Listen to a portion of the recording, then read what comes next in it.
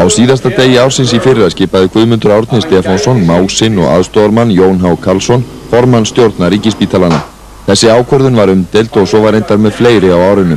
Lítið fór þó fyrir gagnrýni fyrir en eftir flokksþingi þar sem Guðmundur Árni var kjörinn varaformaður. Ég ætla og mun standa mig.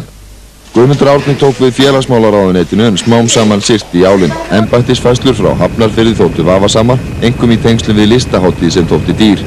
Deilt var hver bæri ábyrgð á því að fjármálastjóri gat gengið beint í sjóði bæjarins. Ég hef fengið það staðfest hjá gjaldkera og hjá öðrum embættismönnum að þá skipum gaf Guðmundur Árni Stefánsson. Þetta algjörlega af og frá. Samningar í heilbrigðisráðuneytinu þóttu með ríflegasta móti og deilt var greiðslur til upplýsingafulltrúa og lögfræðinga. En sérstaklega var deilt mál tryggingayfirlæknisins Björns Önundarsonar sem var í rannsókn vegna stórfelldra skattsvika. Auðvitað ger ég mín mistök til að frá. Og ég hef verið í störfum þar sem ég... Voru það mistökar á það, Björn?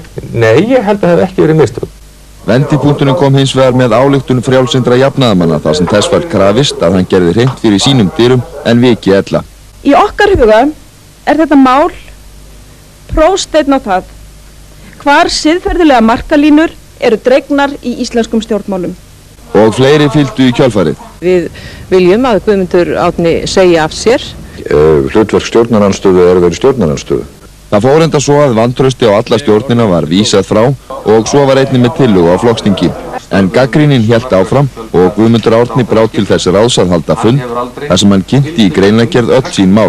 Hann viðurkenndi mistök en sýndi ekkert farasnið. Það hefur enginn, ekki nokkur einasti maður, farið fram á þá við mig að ég segði að mér og hef ég þó talað við hundruði manna á umliðnum dögum og vikum, ekki einasti maður. En þetta var ekki nóg. Ný leið var fundin og sama kvöld gaf Guðmundur Árni til kynna hvernig hún væri á fundi í Hafnarfirði. Var það að Alþýðuflokkurinn ætlar ekki að sitja frammi fyrir myndavélum eða frammi fyrir fjölmiðlum þessa lands með stimpilinn spilltasti flokkur þjóðarinnar. Ríkisendurskoðun var svarið, en áður en skýrsla hennar kom var kynnt önnur vantrauststillaga að þessu sinni vegna ummæla í garð bæjarstjórans í Hafnarfirði. Ég vil nú vara þig við sem reynslu mikil í þínu starfi að þú fari nú að horfa fram fyrir því að við þurfum að ræða ýmis mál og þá tala þessi félagsmálaráðherra.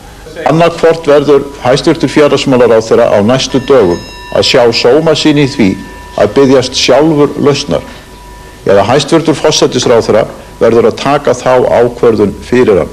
Í skýrslu Ríkisendurskoðunar kom fram að ráðuneytis og skrifstofustjóri heilbrigðisráðuneytis höfðu verið viðstaddir fund þar sem ríkislögmaður ráðlagði þeim að gera ekki starfslokasamning við tryggingayfirlækni. Þeir minntust þess ekki. Í skýrslunni kom einnig fram gagnrýni á ráðherra og ráðuneyti og á sögulegum fundi varði hann störf sín en sagði samt af sér. Var mín stjórnsýsla í samræmi við venjur og reglur íslenskara stjórnsýslu og niðurstaða Ríkisendurskoðunar er afdráttarlaust játandi. Ég tel að skýrsla þessi hafi ekki skapað þá kyrrð í umræðum embættisfærslur hans sem hún hefði þurft að gera fyrst að menn kusu að fara þessa leið. Alþýðuflokkurinn, hann sat undir þvílíku ámæli að hann gat hreinlega ekki notið sannmælis. Hann stendur sterkari á eftir og flokkurinn er sterkari. Daginn eftir á ríkisráðsfundi baðst Guðmundur Árni Stefánsson lausnar eftir 17 mánaða starf sem ráðherra og Rannveig Guðmundsdóttir tók við.